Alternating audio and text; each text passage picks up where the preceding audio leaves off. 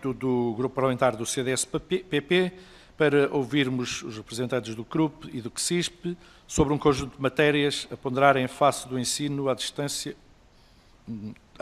no corrente ano letivo, é assim.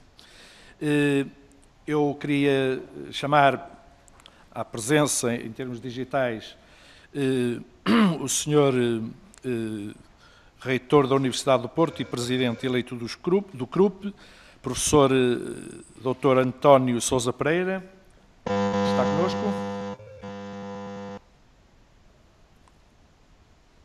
Estamos a tentar fazer a ligação, o mesmo vamos fazer com o representante do CSISP também. Boa tarde. O Sr. Reitor, professor António Sousa Pereira?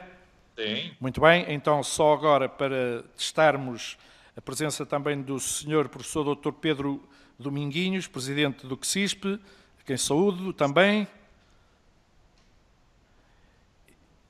E para darmos então início a esta audição. O professor Dr. Pedro Dominguinhos está a acompanhar-nos também?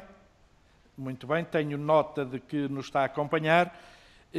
Nós então poderíamos dar algumas notas apenas da grelha de tempos para a audição, registando que inicia a audição de hoje o Grupo Parlamentar Requerente, o CDS-PP, e depois segue-se o representante do CRUP, o Sr. professor Dr. António Sousa Pereira, e do CSISP, professor Dr. Pedro Dominguinhos, com 10 minutos. Seguem-se depois os grupos parlamentares que compõem a 8ª Comissão de Educação, Ciência, Juventude e Desporto, encerrando uma parte da audição o Grupo Parlamentar Requerente, que é o CDS-PP, com 3 minutos, e o CRUP e o CSISP também, para finalizar a audição, com 10 minutos. Está registado, então, a nossa grelha de tempo e orientação desta audição, e eu dava, então, desde já a palavra à senhora deputada Ana Rita Bessa, do CDS-PP, do Grupo Parlamentar Requerente desta audição. Senhora deputada, lembro só de 5 minutos. Tenha a bondade, pode usar a palavra quando entender. Muito obrigada, Sr. Presidente. Começo por cumprimentar o professor António Sousa Pereira em representação do CRUP e o professor Pedro Dominguinhos em representação do CSISP e agradecer a disponibilidade. Suponho que tenham recebido o requerimento do CDS e, portanto, estejam a par do que são as preocupações que nos trazem aqui hoje, mas situando, parece ser consensual que o ensino à distância, no caso do ensino superior, não é também a opção mais desejável, pelo menos nos termos em que teve que acontecer, a 100% do tempo e das atividades letivas. Tem efeitos sobre os alunos, quer na sua experiência no ensino superior, quer nas condições para a frequência do ensino superior, e tem impactos também sobre os docentes, por um lado, na sua adaptação a este novo formato de ensino, nas condições que têm para essa adaptação e nos impactos nas outras componentes não letivas do seu trabalho, designadamente na investigação. E tem-nos chegado ao Grupo Parlamentar do CDS, e eu diria que tem chegado a todos os grupos parlamentares, vários formatos, alertas, queixas, pedidos de intervenção, quer das associações académicas, de universitárias e de politécnicos, quer de docentes, sejam sindicatos, sejam grupos de docentes. Também já temos aqui em comissão várias propostas de alguns dos grupos parlamentares que pretendem dar sequência a estes alertas, queixas, denúncias, enfim, conforme lhes queiramos chamar. E também temos a experiência do ano passado, do ano letivo passado, em que já houve ensino à distância e o Parlamento também entendeu por bem intervir e legislar, e eu diria que desta vez temos tempo para compreender o que é que está a ser feito pelas instituições de ensino superior, ou o que é que está ao alcance das instituições, antes do Parlamento, ou enfim, pelo menos complementando aquilo que é a intervenção do Parlamento. Mas aqui o meu objetivo, com toda a clareza, é que nós, se tivermos que chegar a legislar, que o façamos de maneira a ajudar e a complementar a ação e não chegar fora do tempo ou intrometer-nos indevidamente naquilo que sejam as decisões das instituições. Pronto, e sabemos, por isso, que cada escola tem autonomia, que as soluções não têm que ser uniformes, mas era importante perceber no CRUP e no CSISP se existe uma sensibilidade geral para estas duas vertentes, quer docentes, quer alunos ou discentes, e como é que se concretiza para um determinado conjunto de questões, e começaria pelos alunos. A primeira delas tem que ver com o que é que exatamente está a ser feito para monitorizar e prevenir o abandono escolar. Porque são vários os dados que temos, agora mais recentemente até nos chegou um da Associação Académica da Universidade de Lisboa, um estudo, um inquérito que fizeram, enfim, tem o valor que tem pela sua amostra, mas seja como for, indica que quase 60% dos inquiridos dizem já ter considerado abandonar o ensino superior, e as razões têm que ver essencialmente com aspectos financeiros e, desde logo, as propinas. E, de facto, nós aqui no Parlamento já discutimos e até já chumbámos uma iniciativa do PCP que previa transitoriamente mais ou menos, mas transitoriamente eliminar as propinas, taxas e emolumentos e uma série de outras questões para o alívio dos entraves financeiros. E esta pressão existirá sempre aqui no Parlamento e, portanto, era importante, e mais do que no Parlamento, existe na vida das pessoas, e, portanto, o que era importante saber é o que é que as instituições estão a fazer quanto a isto. Quantos pedidos é que já tiveram de apoio social, estão ou não a usar o Fundo de Emergência do Ministério, da Ação Social Escolar do Ministério, como é que estão a lidar com este problema. Da mesma forma, questões sobre a avaliação e a validade dos próprios cursos. As avaliações serão presenciais agora no segundo semestre, há toda a questão dos estágios, há uma alteração do calendário letivo que provavelmente até se vai repercutir no início do próximo ano letivo por causa da alteração no ensino secundário.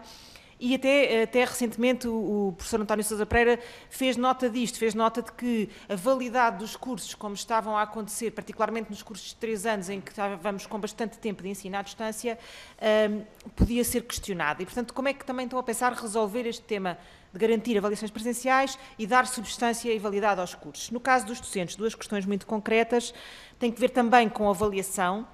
Muitos docentes têm-nos dito que tiveram que reponderar a sua atividade e que isso os vai penalizar na sua avaliação de desempenho, e também sabemos que há algumas instituições, desde logo o ISCTE e creio que a Universidade do Porto, mas posso estar enganada, em Conselho Científico já recalibraram transitoriamente os critérios de avaliação. E, portanto, como é que isto está a ser pensado? Finalmente, novamente ligado à extensão, à alteração do ano letivo. Se o ano letivo tiver que ser prolongado para efeitos de avaliação ou estágios, que impacto é que isso vai ter nos docentes que estão contratados a prazo? Está previsto fazer alguma extensão para não ter que ser o Parlamento a intervir, como fez o ano passado? E se depois também está previsto nos contratos de legislatura algum ressarcimento das instituições por via deste prolongamento? Muito obrigada. Muito obrigado, Sra. Deputada Ana Rita Bessa, do Grupo Parlamentar Autor do requerimento desta audição. Eu chamava agora o Sr. Professor Dr. António Sousa Pereira, do CRUP, solicitando-lhe que verificasse relativamente ao vídeo, portanto à imagem, se está efetivamente ligado. A partir deste momento, seja bem-vindo, Sr. Professor Dr. António Sousa Pereira. Muito boa tarde, Sr. Presidente. Exatamente, temos-lo em imagem e temos-lo em som também. A partir do momento que entenda, são 10 minutos, Sr. Professor, tenha à bondade. Eu perdi as imagens todas, mas deve ser efeito. Pronto. Nós estamos a vê-lo perfeitamente, Sr. Professor. Ok, pronto. Eu estou às escuras, mas falo às escuras, não tem problema. Sr. Presidente, muito boa tarde. Srs. Deputados, muito boa tarde. As questões que levantam aqui são questões pertinentes em relação às quais provavelmente há experiências diversas entre as várias instituições. Eu se calhar começo pela última questão, que tem a ver com a avaliação docente. Efetivamente, há instituições em que aquilo que foi decidido foi relevar em 2020 a classificação obtida em 2019, dando a possibilidade ao docente de se entender que deve pedir uma avaliação diferenciada, fazer um requerimento e ser avaliado de forma diferenciada. E, portanto, aquilo que eu vos posso dizer é que não sei como é que as coisas estão a correr nas outras instituições. No caso da Universidade do Porto, o processo é perfeitamente pacífico e tranquilo. Não tenho conhecimento de que haja qualquer problema relacionado com a avaliação, visto que foi adotado este procedimento, porque, como é óbvio, os objetivos de avaliação para 2020 foram definidos antes da pandemia. A pandemia veio e destruiu completamente qualquer ambiente que propiciasse atingir esses objetivos e, portanto, aquilo que foi proposto foi atribuir automaticamente para o ano 2020 a classificação que tinha sido obtida em 2019. Sei que há alguns casos em que foi pedida uma avaliação curricular, poucos, muito poucos, e, portanto, a situação está resolvida e que seja do meu conhecimento não é problema. Em relação a outras universidades, eu não sei qual é a situação nas outras universidades e devo dizer que, em boa verdade, é difícil de saber porque mesmo as faculdades que têm autonomia podem eventualmente ter sistemas de avaliação diferentes umas das outras dentro da mesma universidade. Não é o caso aqui na nossa universidade, em que a decisão foi tomada em Conselho de Diretores, portanto é uma decisão transversal a toda a universidade, mas admito que haja situações diferentes, mas que tenha conhecimento não tem constituído problema, pelo menos ninguém me fez chegar esse problema, nem dentro da universidade, nem no âmbito do grupo. Relativamente à questão que colocam aí dos impactos em termos de avaliação e estágios, que é uma questão sempre muito importante. É óbvio que, ao fim de um ano de perturbação na forma como decorre o processo de ensino-aprendizagem, há aqui questões extremamente relevantes e que se prendem com o facto de nós, no final deste ano letivo, irmos atribuir um diploma que, de alguma forma, atesta que o estudante adquiriu um conjunto de competências e não estamos a ter, em algumas oportunidades, em alguns cursos, a oportunidade de os treinar nessas competências. O ciclo clínico dos cursos da área da saúde foi resolvido nas orientações que o Ministério deu e, portanto, aí as coisas estão a funcionar. Mas há muitas outras áreas em que é absolutamente fundamental ter atividade prática em ambiente laboratorial ou oficinal. Estou a falar dos cursos de arquitetura, em que é fundamental ter acesso a instalações com equipamentos diferenciados, desde logo, em alguns casos, computadores de alto desempenho que permitam trabalhar, por exemplo, com softwares como AutoCAD e companhia, que não são passíveis de correr em computadores domésticos vulgares. Estamos a falar dos cursos de belas artes, de pintura, de escultura, em que nós não podemos criar um ateliê em casa do estudante para ele praticar escultura ou praticar pintura. Estamos a falar dos cursos de química, estamos a falar das partes oficinais, por exemplo, dos cursos de farmácia. Farmácia de oficina é uma coisa que não se aprende em casa. Quer dizer. E, portanto, há aqui realmente algumas deficiências e eu devo confessar que eu alimentei a esperança de que agora, com o aliviar do confinamento, estas atividades que eram consideradas essenciais à aquisição de determinado tipo de competências fossem, de alguma maneira, permitidas antes do dia 19 de abril. Não o foram, e temos que aceitar que quem tomou a decisão provavelmente tem informações que nós não temos que os levaram a tomar essa decisão, mas aquilo que vamos fazer é, a partir de 19 de abril, aproveitar ao máximo todos os tempos disponíveis para fazer com que os estudantes adquiram essas competências. Em relação aos estágios, em verdade o decreto é praticamente omisso, as orientações do Ministério foram no sentido de eles continuarem. Em boa verdade, não há razão nenhuma para não continuar com os estágios. Se as empresas estão a trabalhar e os estágios decorrem nas empresas, não há razão nenhuma para que os estudantes não frequentem as empresas e não façam os seus estágios. Aquilo que vos posso dizer é, vai ser um período de tempo relativamente curto, vamos ter que fazer uma utilização muito criteriosa dos tempos, vamos ter em alguns casos de prolongar o final do ano letivo e arrastar o final um pouco mais para diante. Os estudantes em várias das academias já deram o seu acordo a prescindir das festas académicas para que possam ter aulas nesse período que tradicionalmente é de festa académica e, portanto, vamos tentar compensar da melhor maneira possível o que for possível compensar, no sentido de que os estudantes, na altura que levam o diploma, tenham realmente adquirido as competências que é suposto ter quando apresentam aquele diploma. As outras questões que me levantam aqui são questões interessantes e que têm a ver com o seguinte. Eu não tenho a certeza que tenha havido um aumento do abandono escolar tal como ele é apresentado. Eu devo-vos dizer que, no caso da Universidade de Porto, além do fundo de emergência do Ministério, que eu acho que é um fundo que, apesar de tudo, ter pouca gente a concorrer a ele, eventualmente ou por desconhecimento ou por um processo burocrático mais complexo, não sei as razões, mas nós próprios criámos um fundo de emergência dentro da universidade para acudir a situações mais prementes. E aquilo que vos posso dizer é que não esgotámos o fundo de emergência.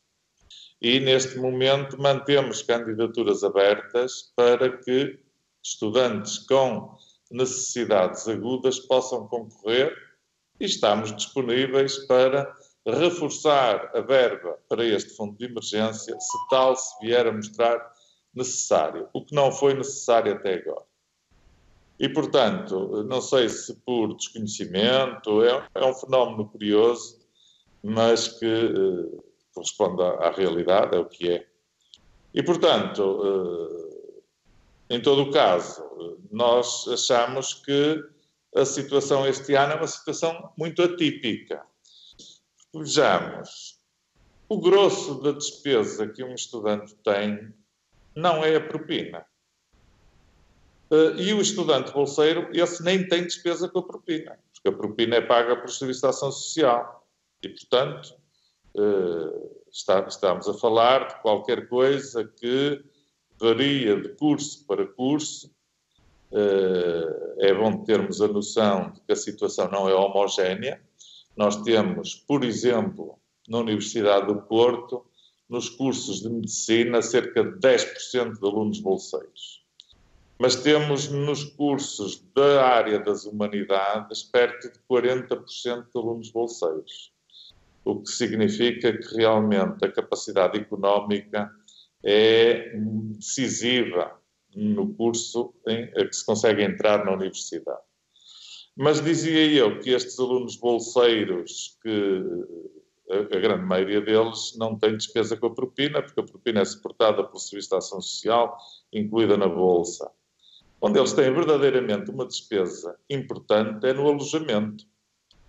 O alojamento este ano teve a situação mitigada. Nós este ano temos uma situação em que, fruto da pandemia, o turismo desapareceu e também fruto da maneira como está a decorrer o ensino, muitos estudantes estão em casa, não vieram para a cidade onde estão localizadas as suas universidades.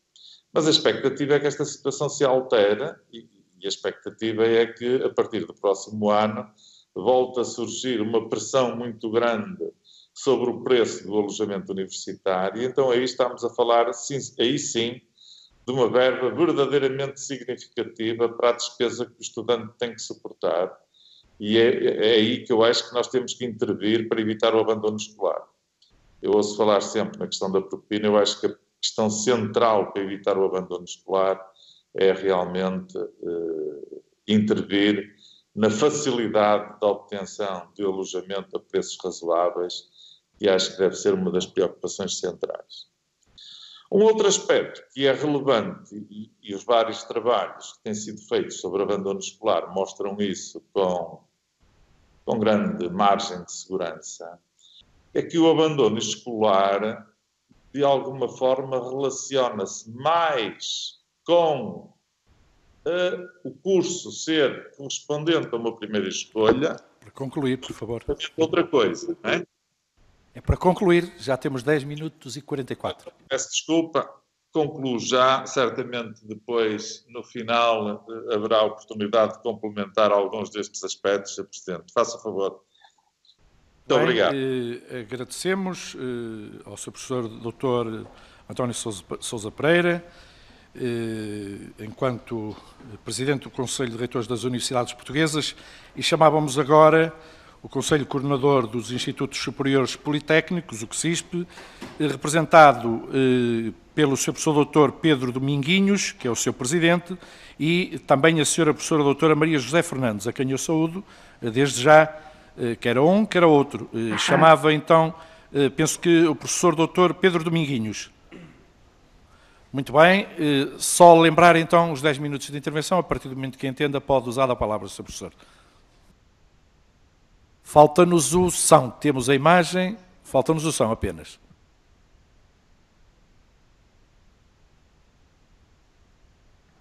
Não sei se tem o microfone desligado ou não, mas não temos som neste momento.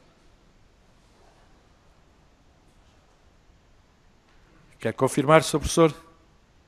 Não, não estamos a ouvir. Percebemos, mas ainda não temos o som.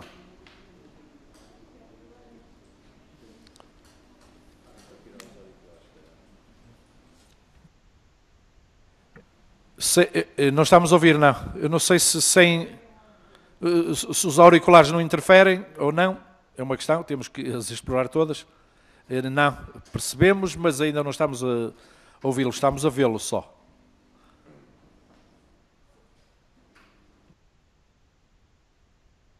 Juntar o som à imagem que ainda não conseguimos ter. Esta é a parte difícil da questão, muitas vezes o sistema não corresponde tanto como gostaríamos. Sr. Professor, está-nos a ouvir? Está a ouvir? Nós é que não estamos a ouvir, então. O microfone está devidamente ligado? Está. Há uma interferência qualquer. Penso que vamos ter que recorrer... Aviso. Ora, e agora?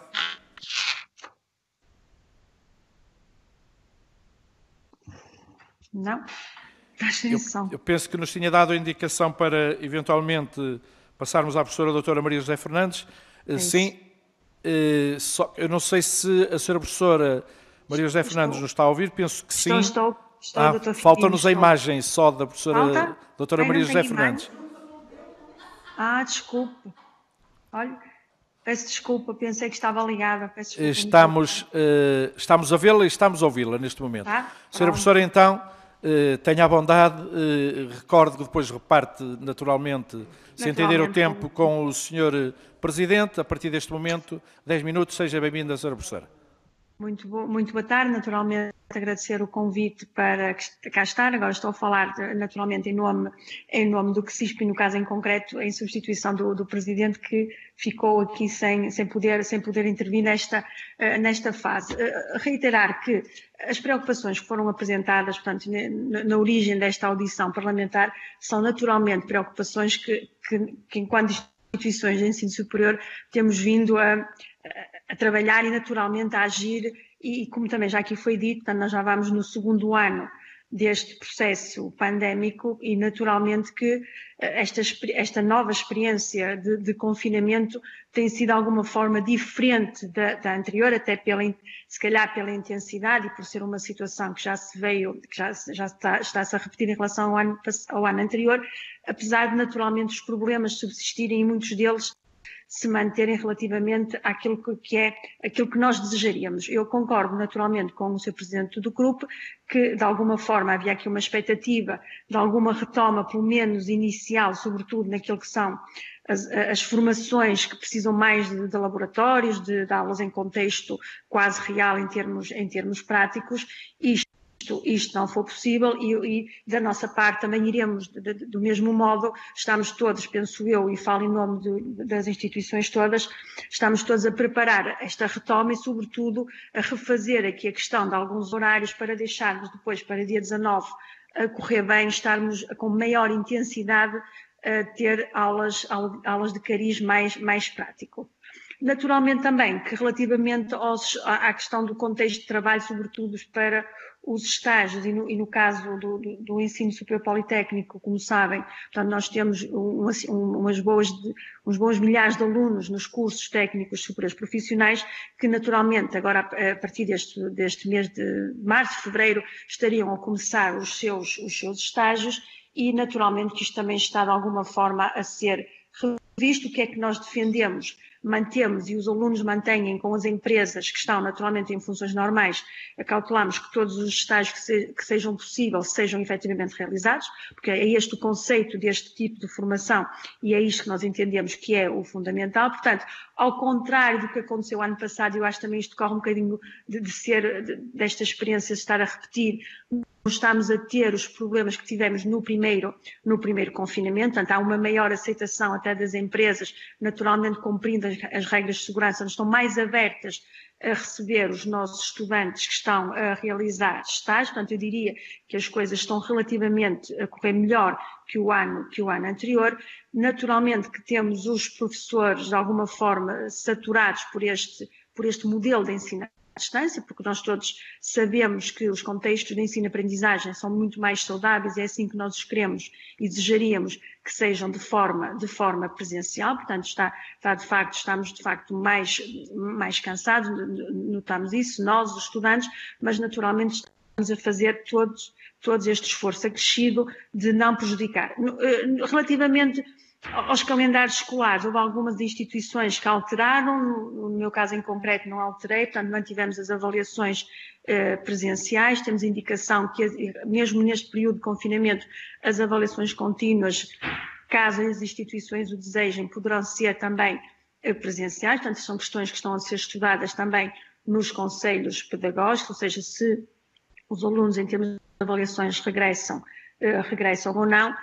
Relativamente também à questão da avaliação do desempenho dos professores, tal e qual como disse o Sr. Presidente do grupo, há aqui os nossos regulamentos, o grande maioria daqueles que eu conheço, tem alguma flexibilidade, portanto, e eu não vejo muito que tenham havido docentes de alguma forma prejudicados relativamente. Eu percebo que a avaliação é diferente, mas há aqui alguma flexibilidade, por exemplo, ponderar mais a parte pedagógica, e se calhar noutras condições, do que, por exemplo, a parte científica, que naturalmente a questão das saídas, a participação em congresso, de missões, ficou comprometida. Portanto, esta questão. E depois, a questão do efeito na progressão da carreira, naturalmente se faz naqueles, e acho que sim, que algumas instituições estão a ponderar esta questão, no caso do docente ter a expectativa de ter uma avaliação de excelente, e com isto, e com o histórico que já trazia, poder ter aqui uma alteração do posicionamento remuneratório. Portanto, estas questões estão a ser aferidas em instituição, e naturalmente da nossa parte, penso que nenhum de nós quer de todo prejudicar os docentes, e estamos muito sensíveis a estas limitações que todos vivemos. E eu confesso que também não senti esta questão do abandono, ainda não senti, portanto tememos se calhar que isto possa vir a aumentar o abandono mais à frente, e este ano podemos dizer que até aumentamos o número de alunos, nós temos monitorizado permanentemente a questão do abandono, temos a sinalização dos estudantes com carências económicas, com carências sociais, temos estes planos, temos com o DGES, portanto este fundo também ao qual eles recorrem, temos nós próprios fundos de apoio, fundos de emergência, naturalmente, por exemplo, a Bolsa de Colaboradores, essa sim que nós apoiávamos os nossos estudantes com colaborações aqui internas, ficou de alguma forma prejudicada, mas temos outros modos de os compensar. Relativamente a tudo o que aconteceu na primeira fase do confinamento, a questão do acesso à internet, as condições para estar em casa, portanto isto tudo, desde janeiro para cá, não se verificou da forma como se verificou ano passado, e naturalmente mantivemos os nossos programas de apoio com empréstimos de computadores, aquisição de computadores, e também até com a associação de estudantes. Portanto, eu diria que não houve ainda sobre a questão dos contratos, como a grande maioria não alterou os seus calendários letivos, portanto eu acho que não há consequências para a questão dos contratos com os docentes convidados. Há de facto uma vontade de conseguirmos da melhor forma responder àquilo que são as expectativas dos nossos estudantes e, naturalmente, uma preocupação grande, sobretudo, com esta questão do impacto que isto está a ter na questão dos alunos Erasmus e também dos estudantes internacionais. Apesar de, eu posso dizer que até contra as expectativas que eu própria tinha na minha instituição, nós recebemos bastantes alunos Erasmus mesmo neste período e também vários alunos saíram. Portanto, até era uma nota que eu não estava a contar que acontecesse. Portanto, de uma forma geral, era aquilo que eu tinha para dizer nesta primeira intervenção. Não sei se o Pedro já consegue falar. Sr. Presidente. Muito bem. Professor Pedro Agostinho, já nos consegue comunicar? Estamos com um problema mesmo áudio com o professor Pedro Agostinho. Exatamente. Mas estamos com um problema. Naturalmente poderemos compensar na parte final. Ouvimos o registro da senhora professora doutora Maria José Fernandes, vice-presidente do CSISP. Eu penso que, não estando em condições neste momento, vamos aguardar que na parte final o Sr. professor Dr. Pedro Dominguinhos nos possa fazer a comunicação e daremos o tempo compensatório para isso mesmo. Mas agora passávamos para bom registro da audição, passávamos para a intervenção dos grupos parlamentares. E o primeiro a usar a palavra é o Grupo Parlamentar do Partido Socialista e o Sr. Deputado Tiago Estevão Martins, a quem eu desde já dou a palavra e lembro que durante 5 minutos tenha a bondade. Obrigado, Sr. Presidente, Sr. Presidente do Grupo, Sr. Presidente do CSISP. De facto, o requerimento que está na base desta audição tem particular relevância, não só atendendo à circunstância que vivemos, mas também porque nos aponta para uma reflexão conjunta sobre o reforço das respostas que podemos dar no contexto que vivemos. E não será de estranhar que o ensino superior, o sistema de ensino superior e ciência esteja sujeito a enorme tensão, uma vez que está inserido num contexto também ele particularmente adverso, mas ao mesmo tempo que o constatamos, somos também capazes de constatar que, apesar de todas estas circunstâncias, no nosso entendimento esta pressão tem demonstrado em grande medida alguns aspectos de resiliência do sistema que são muitíssimo relevantes, que devem obviamente ser evidenciados, mas também algumas fragilidades que têm que ser postas em contraponto, precisamente para sermos capazes de encontrar as soluções que mais correspondam às necessidades que encontramos. E eu, de facto, escolheria 3 dados, e escolheria estes 3 dados precisamente porque vão em contraciclo com o momento que vivemos, para ilustrar esta resiliência, que aliás tem que ser depois contraposta com estas mesmas fragilidades.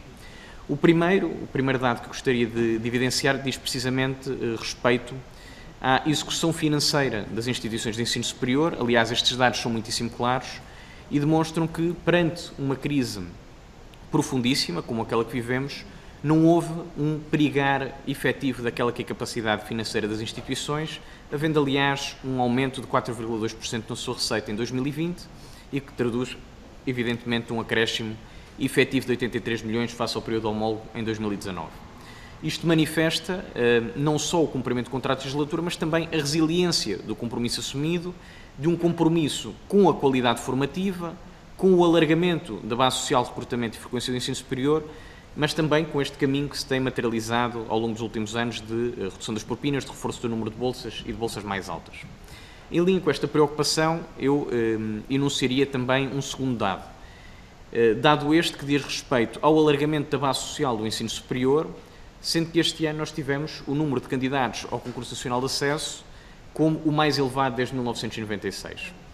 E eu evidenciaria também, por fim, um terceiro dado sobre o investimento em ciência, com os dados precisamente da FCT, que registram o ano 2020 como o ano de melhor execução orçamental deste que há registro, demonstrando, aliás, que esta execução financeira da FCT em 2020 atingiu um máximo de 533 milhões, um crescimento de 4% face a 2019, mas fundamentalmente um crescimento de 39% desde 2015, quando falávamos de execuções de 383 milhões.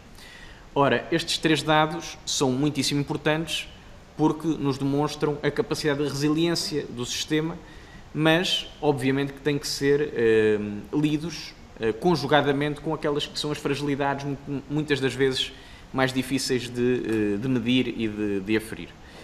E, de facto, falar destes dados não é dizer tudo sobre o sistema e há áreas que, evidentemente, motivam preocupações. Ora, a área das desigualdades, apesar de poder não ser o principal motivo de abandono, atendendo aos dados que os senhores presidentes do CRUP e do CSISP têm enunciado, são, evidentemente, questões que, obviamente, nos preocupam a todos e que, diria eu, que será praticamente impossível que não venham a ter uma repercussão no próprio sistema de ensino superior e ciência, e que, obviamente, que terá que ser mitigada o máximo possível. Obviamente que há responsabilidades partilhadas, as responsabilidades não são exclusivas das instituições de ensino superior, mas há responsabilidades que dizem diretamente respeito às instituições de ensino superior, aliás, muitas delas constitucionalmente delegadas. Mas há também uma questão adicional que diz respeito a uma perda material, que diz respeito a tudo o que acontece dentro da sala de aula, mas também fora da sala de aula, e que diz respeito não só à perda em termos de qualidade pedagógica, mas também as próprias perdas que existem ao nível da expressão do próprio movimento associativo e da própria construção de uma comunidade académica e científica digna desse nome. E, portanto, esta é evidentemente uma situação muito difícil, mas que obviamente tem que exigir respostas. E por isso eu faria apenas 3 perguntas, tentando também não sobrepor-me a perguntas que já aqui foram feitas ou questões que já tenham sido abordadas, todas elas focadas em questões que dizem diretamente respeito aos alunos e todas elas que dizem respeito diretamente a questões que são da exclusiva competência da autonomia das instituições de ensino superior. E se de facto todas as instituições de ensino superior são certamente diferentes, como aqui foi dito, tenho também a certeza, e temos nós também a certeza, de que já houve uma reflexão alargada sobre estas matérias, como aliás não podia deixar de ser. E para terminar eu deixo estas 3 perguntas. A primeira é se de facto existe um compromisso das instituições de ensino superior na reciclagem e no desenho de práticas pedagógicas inovadoras, e sim de que forma é que isso se materializará. A segunda, se atendendo às quebras de financiamento, aliás foi aqui referida a questão das festas académicas, e sendo esta uma realidade tão dispara entre as instituições de ensino superior, se equacionam as IES, as instituições de ensino superior, um apoio extraordinário às estruturas académicas estudantis, que aliás têm tido quebras muitíssimo significativas. E a terceira pergunta, que diz respeito precisamente a uma preocupação, uma reivindicação de diversas estruturas estudantis, onde aliás tem manifestado muita daquela que é a sua importância fundamental, de que forma é que as instituições de ensino superior têm abordado as preocupações com o apoio às questões relativas à saúde mental, nomeadamente nos seus serviços de ação social escolar indireta. Muito obrigado. Obrigado. Agradeço a compreensão relativamente à questão da gestão do tempo e dava de imediato a palavra ao grupo parlamentar do PSD, dando nota que será repartido, esses 5 minutos são repartidos pela senhora deputada Isabel Lopes, que vai iniciar a intervenção, e pelo senhor deputado Duarte Marques. A partir deste momento, tenho a bondade de 5 minutos. Muito obrigada, Sr. Presidente. Cumprimento também o representante do CRUPT e também o representante do CSISP. Agradeço desde já a vossa primeira intervenção. É sabido que os politécnicos das universidades têm enfrentado encargos adicionais muito significativos ao longo dos últimos anos, sem que tivesse havido total compensação orçamental. Se o subfinanciamento das IES já se verificava antes desta pandemia, hoje é um facto indesmentível. O subfinanciamento dos politécnicos e das universidades é ainda mais gravoso se considerarmos que em 2020 o número de alunos colocados no ensino superior público atingiu os valores mais elevados desde 1996. O PSD, quando da primeira vaga de Covid, apresentou um projeto de resolução que fazia várias recomendações ao Governo de forma a mitigar os efeitos decorrentes do Covid. Mas este projeto de resolução, que tinha um conjunto de pontos, desde o reforço da ação social, ao apoio à aquisição de equipamentos tecnológicos, e sem esquecer o apoio psicológico aos alunos, não foi consensual. No PRR e na sua medida número 1, denominada Programa de Digitalização para as Escolas, tem elencado um conjunto de ações para a transformação digital das escolas, que vão desde a disponibilidade de equipamentos individuais, acesso a recursos educativos de qualidade.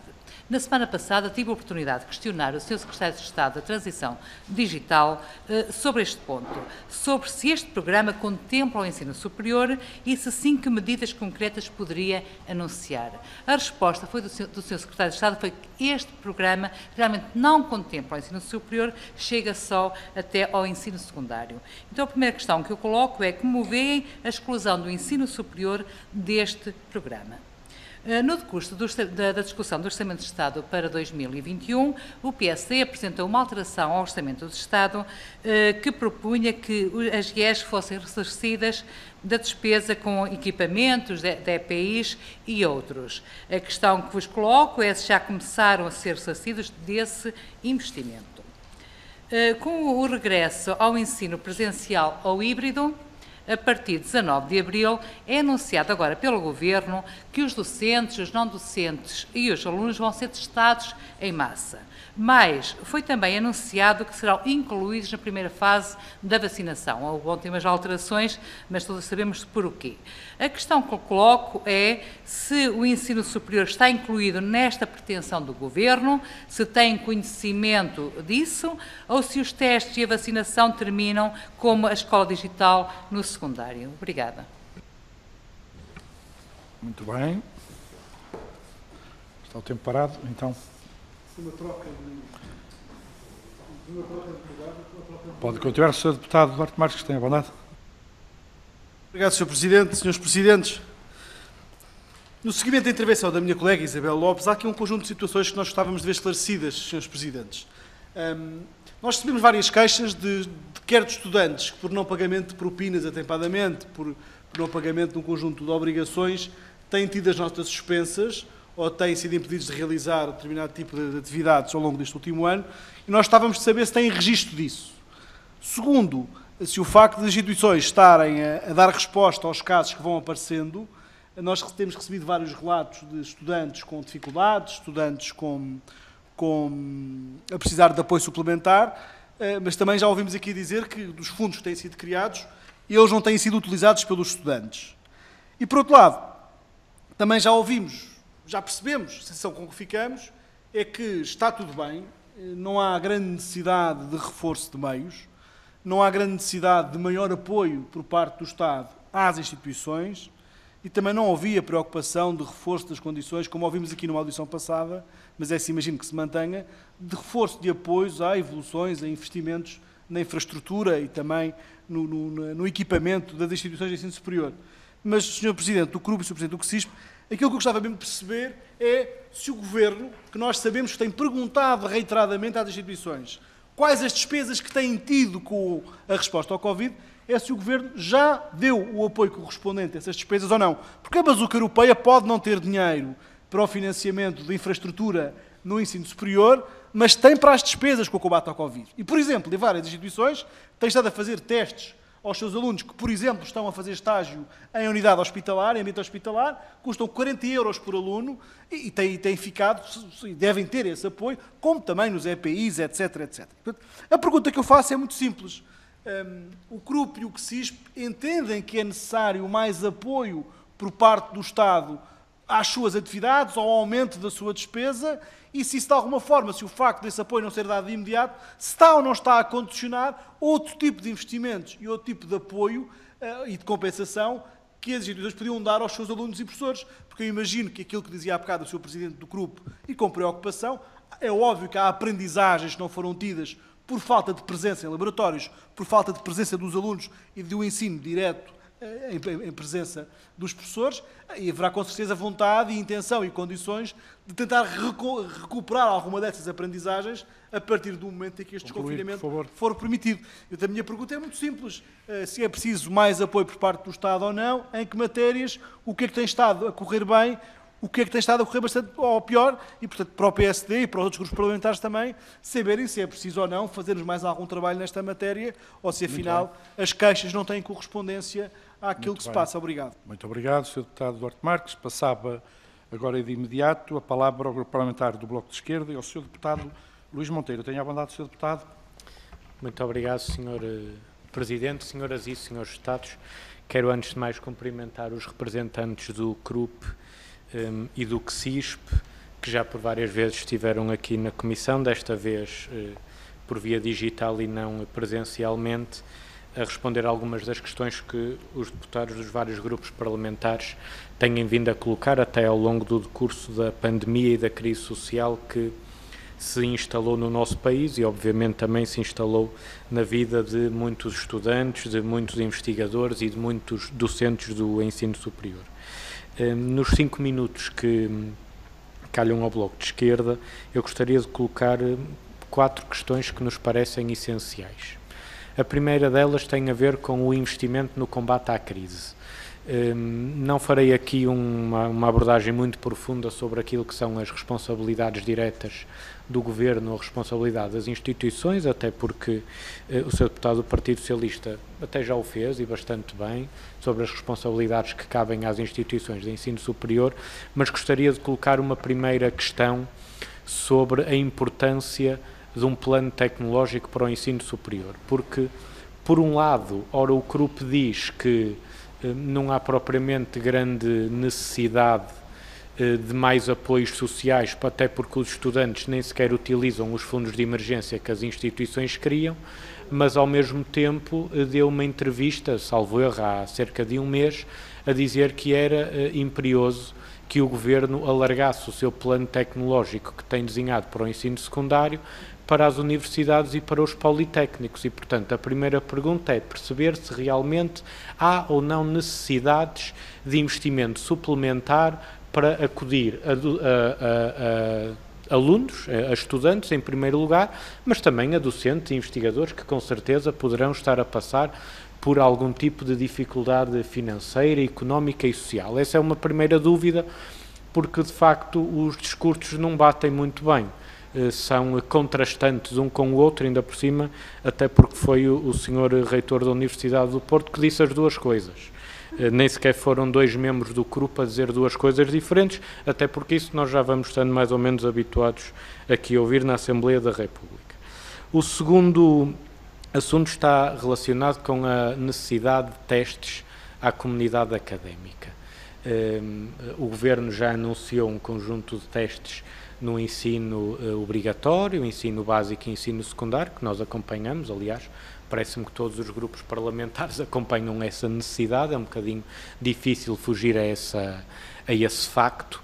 E no ensino superior, se nós vamos ter aulas presenciais a partir do dia 19 de abril, também não era mau começar a pensar de que forma é que isto pode ser organizado. Eu diria até que o ensino superior tem uma vantagem.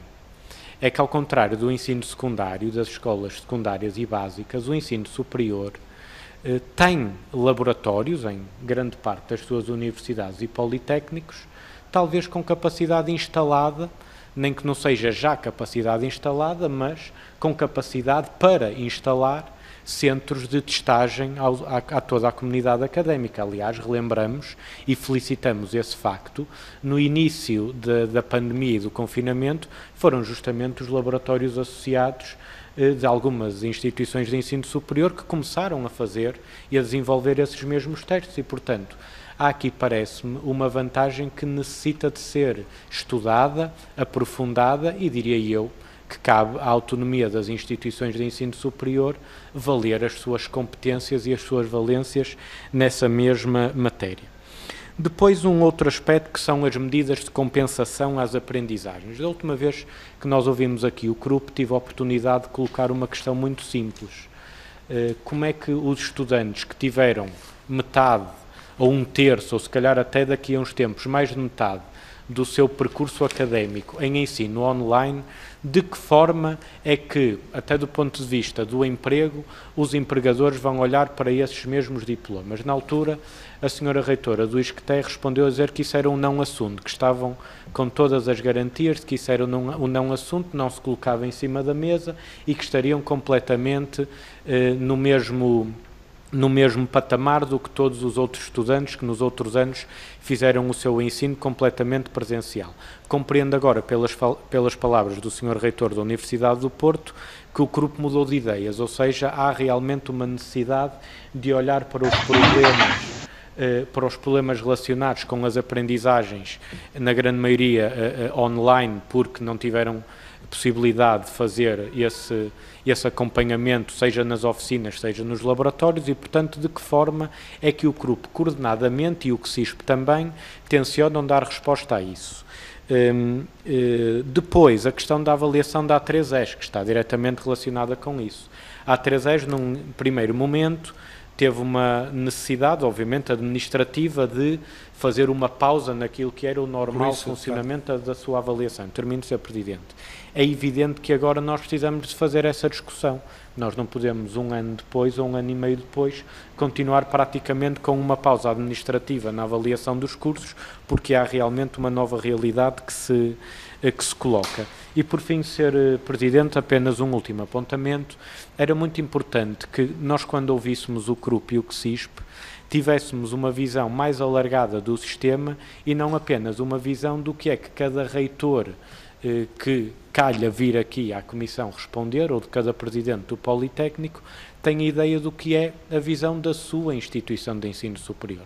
E, portanto, tal como os nomes indicam, Conselho Coordenador e Conselho de Reitores, penso que seria importante nós termos essas informações mais sintetizadas e mais coordenadas. Muito obrigado. Obrigado, Sr. Deputado Luís Monteiro. Agradeço a compreensão quanto à questão da gestão do tempo. Agora, cabe a palavra ao Grupo Parlamentar do Partido Comunista Português e à Sra. Deputada Alma Rivera, a quem desde já dou a palavra 5 minutos. Tenha a bondade, Sra. Deputada. Muito obrigada, Sr. Presidente. Cumprimentar e agradecer os contributos trazidos pelo CRUP e pelo CSISP aqui a esta comissão, e, de facto, o regresso ao regime não presencial tem revelado que continuam algumas dificuldades que não foram superadas e que constrangem bastante o processo ensino-aprendizagem e aquelas que são as atividades fundamentais para o sucesso escolar e para o desenvolvimento do trabalho científico também.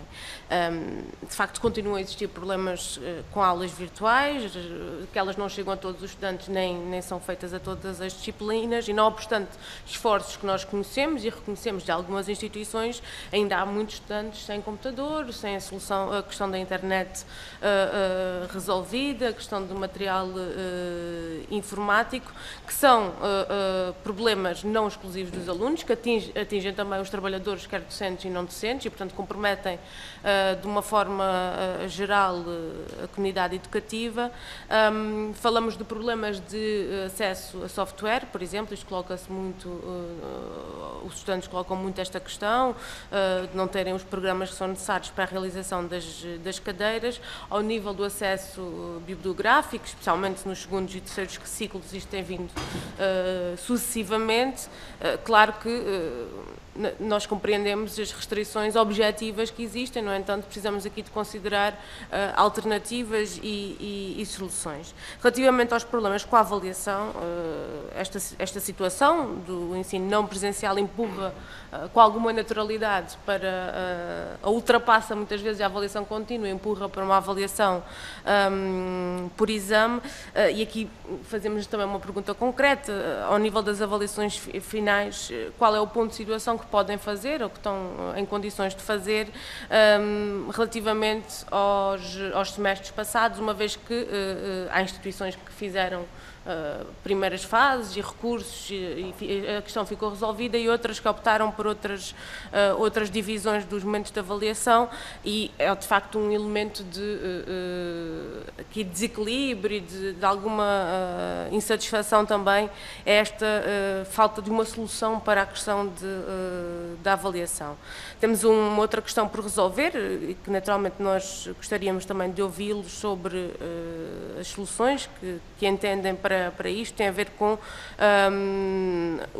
por um lado, os estágios curriculares, por outro lado, estas componentes mais práticas das avaliações, que, em alguns casos, comprometem mesmo o término dos ciclos. Relativamente aos estudantes, à vivência subjetiva dos estudantes, os diversos inquéritos e diagnósticos feitos muito pelas associações de estudantes, e aqui destacava que nos parece também falta um bocadinho de conhecimento por outra via. A Associação Académica da Universidade de Lisboa dá-nos números preocupantes. 60% dos alunos encontram-se com dificuldades financeiras que fazem ponderar o abandono do ensino superior. E sabemos também que não será uma ajuda de emergência que permite, se calhar, o pagamento num momento pontual. Estamos a falar de soluções de futuro, não havendo depois a estrutura financeira para suportar um curso de vários anos, é natural que seja esse o problema maior. Temos outros dados, com certeza conhecerão, quase 40% saltou uma refeição de mais de entre 2 e 4 vezes por semana. Já a FCSH aponta que 90% dos estudantes afirmam que o confinamento está a ter um impacto muito negativo na sua saúde mental e que agravou situações pré-existentes. A Associação Académica de Coimbra fez um estudo mais desenvolvido até sobre estas questões e é verdadeiramente alarmante as conclusões a que chegam. Isto tudo para dizer que, se é verdade que o regresso a um outro modelo, e portanto, eventualmente, e acho que também nos podemos concentrar nesta fase também nisto, a um modelo que não do ensino à distância, é verdade que permite ultrapassar e amenizar algumas destes problemas e destas dificuldades, mas também cria outras que nós já conhecemos e que já experienciamos, e importa perceber aqui no concreto o que é que as instituições de ensino superior precisam para ultrapassar as dificuldades diagnosticadas por todos. E, portanto, havendo falhas no ensino presencial, é preciso nós apurarmos o que é que correu menos bem para podermos tomar medidas. E recordo-me, por exemplo, dos exames em que os estudantes se queixavam que passavam o semestre todo separados e a fazer desdobramentos e depois, no dia do exame, estavam todos concentrados numa sala e, portanto, sentiam que não se justificava. Posto isto, conhece as soluções que o PCP avançou. Da nossa parte, exigimos ao Governo que canalize fundos para a dispensa do pagamento de propinas, do alojamento da ação social escolar, mas também a questão da efetiva concretização do regime de prorrogação da entrega de teses. Fizemos outras sugestões, mas agora precisávamos também de ouvir do lado das instituições do que é que necessitam e o que é que está em vista ao nível do planeamento para o regresso, que está para menos de um mês. Há a questão, e mesmo para concluir, há a questão de uma maior testagem, que é transversal a toda a sociedade, mas que balanço fazemos e que perspectivas temos ao nível do balanço dos modelos de desfazamento e desdobramento que foram feitos e também naquilo que toca ao reforço e à recuperação de aprendizagens, ao mesmo tempo que é preciso fazer um diagnóstico, uma monitorização e ter um plano de ação a nível da saúde mental, sendo que sabemos que o ensino superior não é o Serviço Nacional de Saúde, mas é uma ponte e é um elemento de ligação. Obrigada. Muito obrigado, agradeço a compreensão, Sra. Deputada Alma Rivera. Passo agora a palavra, penso que não temos registro de mais pedidos para intervenção, passava para o Grupo Parlamentar Requerente, o CDS-PP, que vai falar, através da Sra. Deputada Ana Rita Bessa, a quem desde já, lembro que são os 3 minutos de encerramento da audição, tenha a bondade, Sra. Deputada. Muito obrigada, Sr. Presidente. Eu não me vou alongar, o interesse desta audição é exatamente ouvir o CRUP e o CSISP, e talvez a primeira nota seja de algum desapontamento, porque de facto eu esperaria, bem sabendo que, como aliás disse na intervenção inicial, cada escola desenvolve a sua política no âmbito da sua política nestas matérias, no âmbito da sua autonomia, eu teria a expectativa de que houvesse aqui uma resposta mais sistémica, ou pelo menos que o CRUP e o CSISP falassem em nome do conjunto das suas instituições, mesmo que viessem aqui mostrar que há diferentes abordagens entre elas, porque senão a alternativa que temos é de facto chamar cada um dos senhores reitores para perceber o que é que está a acontecer em cada uma das escolas, e eu acho que isso de alguma maneira até seria indelicado da nossa parte, porque esvazia aquilo que é o CRUP e o CSISP, e portanto não, longe de ser essa a minha intenção, mas também seria outra a minha expectativa nas respostas que aqui foram entregues. Como disse de início, aquilo que pretendia era ouvir para estas matérias de docentes e de alunos o que é que são as preocupações e as medidas que estão a ser tomadas. Parcialmente tive, de facto, essa resposta, mas precisava de ouvir com mais consistência, exatamente porque, como também disse, há propostas legislativas em cima da mesa e há uma pressão significativa para que o Parlamento intervenha. E, na ausência de uma resposta mais robusta do CRUP e do CSISP, a probabilidade é que acabemos por legislar e pronto, e cumpriremos esse nosso papel, se for esse o caso. Em matéria de abandono escolar, percebi que o indicador que as instituições estão a usar é o recurso aos fundos de emergência e, como não está a ser esgotado, significa isso que não há abandono. Bom, não há abandono agora e esperemos que não haja, mas a questão é prevenir esse abandono e, portanto, seria interessante acompanhar os alunos um bocadinho mais de perto para perceber se não temos que lá chegar. Em matéria de avaliação de docentes, percebo que há várias instituições que estão a tomar medidas, outras não. Fiquem sem saber quais e o que é que acontecerá na injustiça relativa, que eu já sei que vai acabar por chegar aqui ao Parlamento e que já sei que vai ser pedido ao Parlamento que legisle. E a ideia era não ter que chegar aí, era exatamente o objetivo desta audição. Finalmente, para aquilo que se prevê no dia 19 da abertura das aulas presenciais ou de parte das aulas presenciais, e também percebo que aí haverá opções diferentes com toda a naturalidade, aquilo que eu gostaria de saber é, de facto, em matéria de testes, o que é que está previsto, sabendo eu que... Claro que as instituições pedirão uma resposta transversal por parte do Ministério. O papel que o Ministério emitiu sobre isso não diz grande coisa, aliás, não diz mesmo nada, mas eu gostaria de perceber se também o CRUP e o CSISP, dentro das suas casas, não podem organizar-se entre si para dar uma resposta aos alunos, ou se, na verdade, ficarão à espera que seja o Ministério a desenvolver essa estratégia e passamos a vida nesta ambivalência entre a autonomia e uma resposta transversal que nunca chega, em prejuízo, diria eu, dos alunos e dos docentes, que era aquilo que se pretendia evitar. Muito obrigada. Muito obrigado, Sra. Deputada Ana Rita Bessa.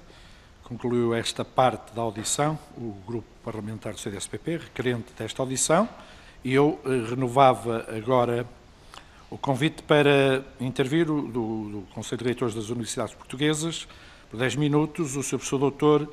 António Sousa Pereira, a quem chamo desde já, atendendo às questões que aqui foram colocadas. O Sr. Professor tem a palavra, lembro que 10 minutos. Muito obrigado, Sr. Presidente. Penso que me estão a ouvir. Eu gostava de começar por... Estão-me a ouvir, hein? Precisamente em condições. Muito obrigado. Eu gostava de dizer o seguinte. Efetivamente, eu duvido que alguém seja capaz de dar um retrato do que se passa no conjunto das instituições de ensino superior. Porque se me quiserem perguntar o que se passa neste momento na Universidade do Porto, eu vou ter que vos dar uma elencagem escola a escola, porque são todas diferentes, dependendo do ambiente que foi criado em cada uma das instituições e dependendo até da área temática em que elas trabalham. E, portanto, posso-vos dizer que mesmo dentro da universidade a situação não é a mesma. E, portanto, pretender que existe um universo coerente e homogéneo nas universidades, isso não existe neste momento em nenhuma. E há universidades em que se enveredou por modelos, por exemplo, de avaliação totalmente à distância, há universidades em que se enveredou por modelos de avaliação totalmente presenciais, e, na generalidade das universidades, são modelos mistos que variam muito de escola para escola. Portanto, isso não é completamente possível. Agora, há aqui algumas questões que me parece que são pertinentes e que merecem, desde já, ser esclarecidas. A primeira questão, e que foi transversal a vários senhores deputados, desde logo o Sr. Deputado Luís Monteiro, agora também o Sr. Deputado, a Sra. Deputada Ana Rita Bessa, mas também a Sra. Deputada Isabel Lopes, tem a ver com os testes. Os testes que estão previstos para ser feitos a todos os estudantes e funcionários, docentes ou não docentes, que retomem atividades presenciais, estão neste momento a ser negociados com a Direção-Geral de Saúde. Eu penso que até ao final desta semana irá ser revelado o plano que está em negociação, mas o que está em cima da mesa é, a exemplo do que está no ensino secundário, serem testados todos os estudantes, todos os funcionários, docentes e não docentes, que regressem ao ensino. Sendo que, é verdade o que disse o Sr. Deputado Luís Monteiro, no início da pandemia, o papel dos laboratórios, e eu diria associados e não associados, porque houve laboratórios que não têm estatuto, laboratório associado também participaram ativamente na testagem, foi fundamental, mas hoje em dia a evolução tecnológica foi imensa e nós temos possibilidade de fazer testes sem precisar de nenhum laboratório com características especiais. E, portanto, hoje em dia essa tarefa estará porventura facilitada e aquilo que eu tenho informação neste momento é que quando houver o regresso às atividades presenciais a partir de 19 de abril, aquilo que irá haver é uma testagem universal a todos aqueles que vão regressar às atividades presenciais. E, já agora, a informação que tenho é de que será o Ministério a custear a realização desses testes e não as instituições de ensino superior. O que tem acontecido até agora as instituições que têm procedido a processos maciços de testagem têm suportado a despesa de realização desses testes e, aparentemente, está-se a tentar que agora isso não aconteça. Mas, como vos digo, isso é uma coisa que irá ocorrer a partir de 19 de abril e eu penso que o plano ficará definido até o final desta semana. Penso que foi o Sr. Deputado Duarte Marques colocou a questão de que se houve ressarcimento das despesas com Covid. Não houve, Sr. Deputado. Até hoje nós reportamos à Direção-Geral do Ensino Superior regularmente as despesas efetuadas no âmbito do combate ao Covid, mas até hoje não houve nenhum ressarcimento da despesa efetuada. Deixe-me dizer também que, relativamente ao reforço no investimento de infraestruturas, obviamente que é um assunto importante, não foi mencionado porque não estava aqui em análise, não foi um dos temas introduzidos e, portanto, por essa razão é que ele não foi aqui mencionado, não é porque tenha perdido importância para as instituições de ensino superior, teremos certamente todo o gosto em discutir isso, se for esse o caso. Agora, deixem-me dizer o seguinte, e voltando novamente à intervenção do Sr. Deputado Luís Monteiro, que afirmou que eu tinha entrado em contradições. Ora bom, Sr. Deputado Luís Monteiro, eu não entrei em contradição nenhuma. Temos é que distinguir duas coisas diferentes. Uma coisa é falar de um plano tecnológico e entender um plano tecnológico como sendo comprar computadores para professores ou alunos. Outra coisa é falar de um plano tecnológico e falar de uma coisa completamente diferente e que é a seguinte. No ano 2029, prevê-se que o volume de informação digital armazenada em todo o mundo, se tivesse que ser distribuído em pendrives de 1 GB, ocuparia um número de pendrives idêntico ao número de grãos de areia que existem em todo o planeta. É disso que falamos quando falamos de um plano tecnológico e quando falamos da importância de as universidades e os politécnicos fazerem parte da linha de transição digital do PRR. É que o futuro do mundo, o futuro da investigação e o futuro da maneira como nós vamos encarar os problemas vai depender da maneira como nós trabalhamos este conjunto de Big Data, como se faz investigação no futuro com o data mining, com a procura de variáveis através da exploração tecnológica que nos permitam avançar de forma decisiva na ciência. E, portanto, quando eu falo da importância de um plano tecnológico, é disto que estou a falar. Uma coisa diferente é falar de dar computadores aos estudantes e aos professores. E é preciso distinguir os dois patamares, porque são completamente diferentes. É óbvio que é importante dar equipamento aos estudantes. É óbvio também que muitos estudantes estiveram a utilizar recursos tecnológicos domésticos, nomeadamente redes de acesso à internet, quando tinham, porque em muitos casos não têm. É bom que nós tenhamos a noção que mesmo no centro de grandes cidades há zonas negras no acesso à internet e é difícil, muitas vezes, os estudantes acompanharem as sessões de aulas, mesmo morando nas grandes cidades. Não pensemos que é só nas aldeias que há dificuldade em ter acesso à internet, porque não é verdade. Há grandes cidades onde também há dificuldade de ter acesso à internet. Mas esse é um problema. Eu diria que aqui num ponto intermédio entre os dois e a transição digital e realmente as universidades não estão na medida da transição digital do PRR e deviam estar, tem a ver com o ser necessário toda uma infraestrutura tecnológica que dê suporte e aguente a migração para modelos de ensino-aprendizagem com recurso a ferramentas digitais muito mais intenso do que se fazia anteriormente.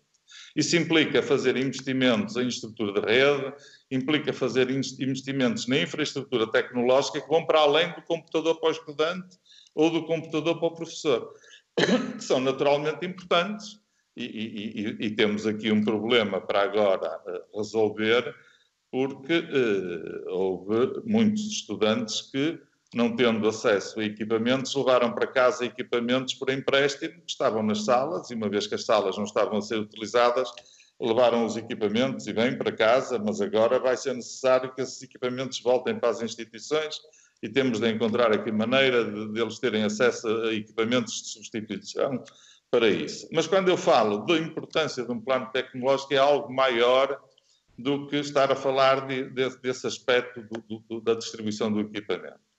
E não tenhamos ilusões, quer dizer, as universidades ou acompanham esta evolução em termos científicos e começam a pensar em grande e a encarar um mundo que se movimenta de maneira diferente, assente nesta infraestrutura tecnológica que é fundamental para nos mantermos em cima do acontecimento, ou vamos ter problemas pela certa no futuro. Relativamente a outras questões que foram aqui colocadas, o Sr. Deputado Tiago referiu 3 questões. Eu acho que há aqui uma questão que é muito importante, que é a questão da saúde mental. Eu aquilo que posso dizer é que houve uma resposta generalizada de ampliação das consultas de saúde mental de uma maneira que foi muito rápida. E hoje em dia as consultas de saúde mental estão a funcionar e estão a dar um apoio que é absolutamente fundamental. Relativamente à reciclagem de práticas pedagógicas, eu acho que foi absolutamente notável a forma como as universidades migraram de um modelo de ensino presencial para um modelo de ensino à distância num espaço de tempo extremamente curto. E isto foi possível porque desde há muito tempo que se vinha fazendo um investimento muito grande na capacitação tecnológica dos docentes, no sentido de eles utilizarem plataformas digitais e outras ferramentas desse género. Aliás, eu devo dizer que isto começou em 2011, com o aparecimento dos MOOCs, Massive Open Online Courses, e até correspondeu a uma certa moda que havia na altura. Concluir, professor. Dizia eu que correspondia a uma moda que existia na altura, que achavam que tudo ia ser substituído por ensino online. Isso não se verificou, mas o que é facto é que tem havido realmente bastante investimento na melhoria das práticas pedagógicas dos docentes. Gostava de falar de mais algumas das questões que aqui colocaram, mas o tempo é o que é. Muito obrigado pela vossa atenção e voltaremos certamente a ver. Muito bem, muito obrigado, Sr. Professor Dr. António Sousa Pereira, que falou em nome do CRUP, e chamava agora, em nome do CSISP, o professor Dr. Pedro Dominguinhos, espero agora com mais êxito do que há pouco, relativamente à parte sonora. Sr. professor Pedro Dominguinhos. Olá, boa tarde, estão a ouvir agora? Muito bem, temos uma compensação de 3 minutos, que foi aquilo que não falou, se tivesse sessão na altura da primeira intervenção. Sr. professor, a partir do momento que entenda, pode usar a palavra. Ok. Muito boa tarde novamente a todas e a todos. Isto é o reflexo de termos 5 pessoas ou em teletrabalho ou em estudo em simultâneo em casa e, portanto, como família numerosa, às vezes tem estas questões, apesar do reforço da internet que tive a oportunidade de fazer. Cumprimento a todas e a todos, bem como o professor Sousa Pereira e o professor Maria José Fernandes, e tentar ser muito rápido e responder às questões que foram colocadas sem antes e eu acho que devem conceder ao CSISP pelo menos este crédito.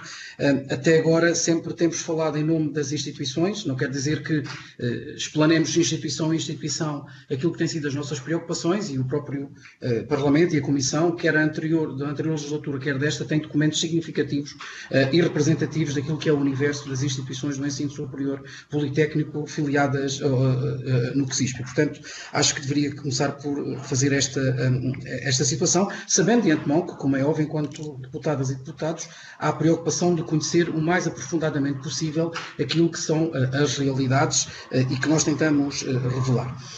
E, portanto, ainda agora, às questões, dar-vos nota de 3 ou 4 de questões transversais que têm a ver com os testes. Como já foi referido por alguns senhores deputados e senhores deputados e pelo professor Sousa Pereira, hoje em dia existe uma capacidade instalada ao nível das instituições de ensino superior e que inclusivamente está colocada ao serviço da direção do Ministério da Saúde para poder aumentar os testes para a população, à semelhança daquilo que já foi feito no primeiro semestre ou no primeiro confinamento para as instituições de solidariedade social e que naturalmente teremos dispostos. Como é óbvio, isso implica custos adicionais e há muitas instituições que têm laboratórios e que têm teste e que têm neste momento despachos preparados para a testagem aleatória ou prioritária de um conjunto de estudantes. Posso-vos dizer que várias instituições já testaram, por exemplo, os estudantes que estão nas residências, porque naturalmente correspondem a um grupo de risco adicional, para além de estarmos a testar todos os estudantes com recurso a receitas próprias que vão para estágio na área da saúde ou na área social ou para outras entidades que carecem onde é obrigatório esse mesmo estágio. E, portanto, é um investimento que as instituições estão a fazer e que, naturalmente, estamos em articulação com o Governo e com as entidades competentes para, no regresso às atividades presenciais, isto possa ser feito. Naturalmente que entendemos que esse regresso, até pelo risco, sobretudo da idade e do contágio que envolve, que deverá ser realizado e estar integrado naquilo que são os planos.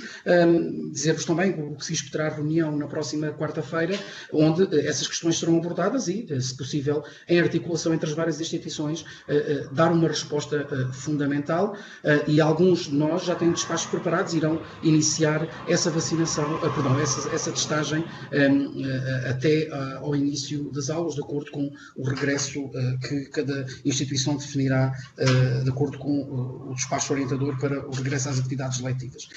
A questão dos estágios ou dos ensinos clínicos é fundamental.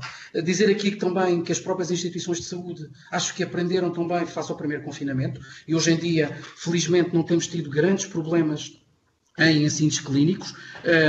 Naturalmente que é mais difícil ter os ensinos clínicos, porque nós, para termos ensinos clínicos, precisamos de aulas práticas e aulas práticas laboratoriais nas instituições. E não sendo possível a existência dessas aulas presenciais, é algo que estamos a articular para conseguir concluir o mais rapidamente possível, durante o segundo semestre, essas atividades para os ensinos clínicos. Ainda sobre a vacinação, dar-vos nota de que o CSISP, e também sei que outras instituições, o CRUP e a APESP, enviaram já para o Ministério a listagem dos estudantes que irão desempenhar atividades em ensino clínico em instituições de saúde para serem naturalmente sujeitas à vacinação, os alunos finalistas, e portanto é algo que já foi articulado com o Ministério da Saúde e com o Ministério da Ciência e Tecnologia e Ensino Superior, e portanto está neste momento do lado agora do Ministério da Saúde para, de acordo com a disponibilização de vacinas e a disponibilidade, poderem ser vacinados, e muitos estudantes estão a desempenhar papéis fundamentais nos chamados covidários ou nos hospitais de retaguarda ou nas outras situações no desempenho dos seus ensinos clínicos e também ao nível daquilo que é ou que são as estratégias de rastreamento da população. Sobre as práticas pedagógicas, nós durante o primeiro semestre e durante o anterior ano letivo tivemos um conjunto significativo de formações pedagógicas e queria aqui enaltecer o papel dos docentes, mas o CSISP iniciou este mês de fevereiro um projeto de 8,5 milhões de euros financiados pelo POCH e pelo COMPET, que envolverá largas centenas de docentes e largos milhares de estudantes, bem como organizações, em metodologias pedagógicas ativas e que naturalmente é uma viragem fundamental e uma aposta muito clara naquilo que é a inovação pedagógica e metodologias mais ativas. Naturalmente que as questões da saúde mental, reforçar aquilo que o professor Sousa Pereira também disse, a maior parte das instituições, para além de ter alargado a disponibilidade de consultas, a maioria delas não está a cobrar qualquer cêntimo aos estudantes por consultas de psicologia designadamente, porque entendemos que é fundamental e isto é algo que é essencial. Devo, no entanto, referir que é um aspecto que foi referenciado pelo Sr. Deputado Duarte Marques, a questão das quebras de receitas e que, sobretudo, na ação social, criaram durante o ano letivo passado e este ano continuam a criar problemas muito sérios porque quer as residências, quer também os serviços de refeitório, quer os desportivos, naturalmente tiveram uma redução muito drástica de receitas. E chamava a atenção de um problema que poderemos ter para algumas instituições, adicional, que tem a ver com algumas quebras de contrato ou rescisão de contrato por parte dos concessionários que poderão ter que obrigar a um aumento de despesas adicionais para garantir as refeições e que naturalmente nós teremos que assumir, mas que gostaria de deixar também essa mesma preocupação.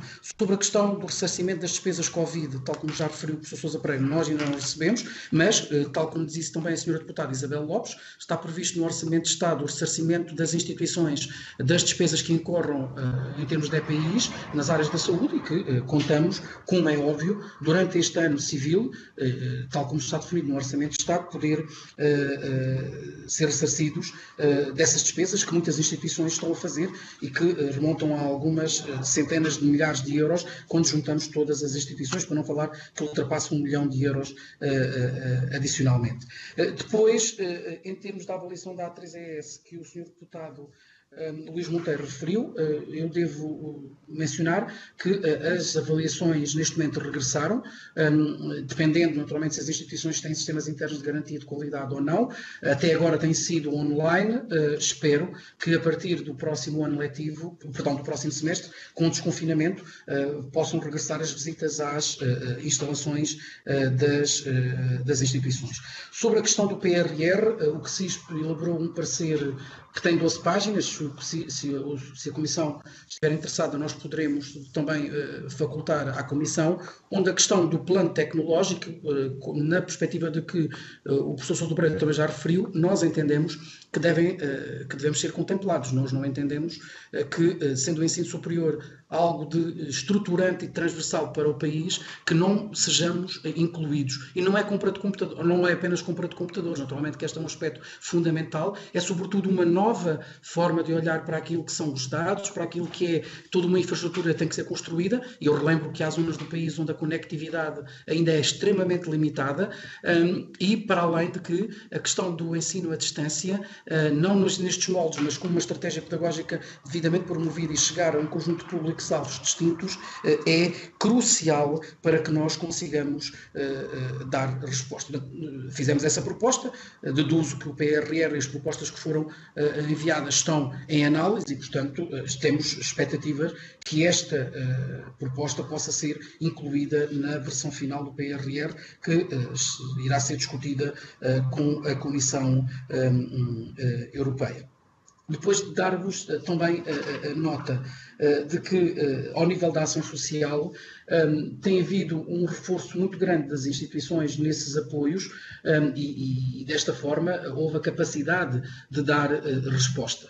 Até agora, e os dados que o CSISP tem são de abandonos efetivos nos sistemas de informação, não tem havido um aumento face ao ano letivo passado. E, portanto, são aqueles dados que conhecemos. E temos tido essa preocupação. Ainda a semana passada tivemos reunião no âmbito da CNAES sobre as vias profissionalizantes e onde partilhámos um conjunto de dados do primeiro semestre em termos de sucesso académico, e aquilo que foram os dados partilhados pelos vários consórcios, que representam os politécnicos todos do país, bem como algumas universidades, em termos de sucesso académico, não notámos diferença face ao ano transato.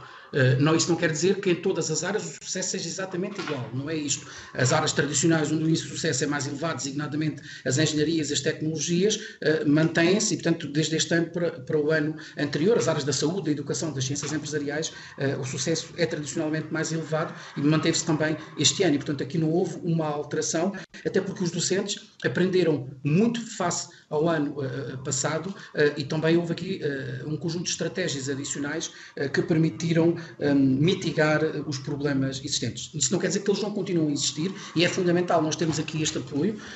Houve muitos programas de mentoria que foram criados com estudantes de associações académicas, entre os professores, para colmatar esta mesma necessidade. Há, eu diria, franjas dos estudantes mais fragilizados, dou como exemplo os estudantes internacionais, sobretudo os provenientes dos países africanos de língua oficial portuguesa, onde sentimos essa mesma necessidade e este acréscimo de dificuldades, e muitos dos programas da ação social de emergência estão a ser canalizados mediante candidaturas e, naturalmente, critérios perfeitamente transparentes para estas áreas. E, portanto, é algo que nós temos que nos manter muito atentos. Muitos destes estudantes estão nas residências das instituições, também é mais fácil de acompanhá-los, porque, naturalmente, os serviços da ação social têm um serviço de proximidade que é possível, e aí houve um crescimento de algumas dificuldades adicionais, sobretudo no pagamento de propinas, até porque muitos deles utilizavam as épocas de verão e ou de férias para conseguir rendimento extra, e este último tempo foi difícil, e estamos a atuar em muitas dessas situações, bem como situações frágeis de estudantes mais carenciados, ou das ilhas, ou mais distantes, e que para nós acaba por ser extremamente importante de garantir. Sobre a questão da empregabilidade, é uma preocupação muito grande. Várias instituições realizaram semanas de empregabilidade ou feiras de emprego nas últimas semanas, e aquilo que temos notado é uma certa retoma, se não é naturalmente o mesmo nível de anos anteriores, mas muitas empresas a começarem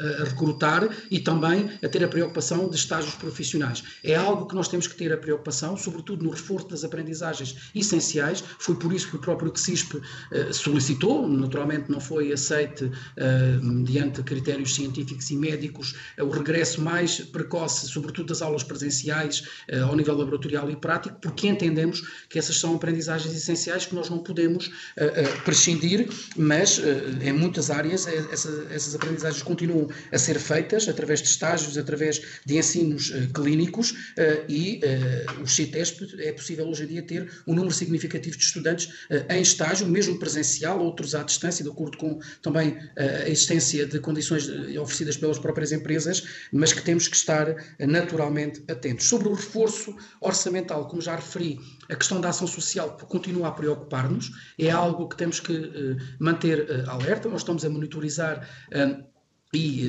em breve será publicado o relatório do primeiro trimestre, e algumas instituições já nos fizeram chegar essa preocupação em termos de ação social, e é algo que temos que manter muito presente sobre essa mesma necessidade, para encontrar, eu diria, adicionalmente, outras formas de compensar esta quebra significativa das receitas, que naturalmente é fundamental para garantir a sustentabilidade dos serviços de ação social. Algumas instituições o que estão a fazer é assumir esse compromisso, ou porque têm saldos, ou porque têm outro tipo de receitas, e financiar a ação social, porque quer queiramos, quer não, e eu acho que todas as instituições têm esta preocupação, garantir a continuidade de estudos dos estudantes é fundamental para, naturalmente, nestes tempos de pandemia, garantir igualdade de oportunidades num mercado de trabalho que vai ser extremamente complexo, e onde nós no futuro iremos sentir algumas dessas dificuldades do ponto de vista económico